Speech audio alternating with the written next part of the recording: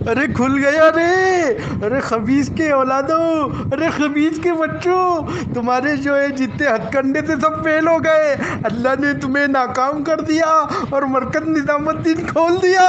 ارے خبیثوں سدھر جاؤ۔ مسلمانوں سے اچھا گمان رکھو، حسن ظن، تمام مسلمانوں سے عموماً اور اپنے ساتھیوں سے خصوصاً اچھا گمان رکھو۔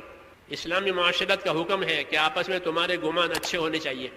جب اچھے گمان ہوں گے تو اچھائیاں نظر آئے گی، بدگمانی ہوگی تو برائیاں نظر آئے گی۔ شیطان اپنی تو خوبیاں دکھاتا ہے اور دوسروں کی خرابیاں دکھاتا ہے۔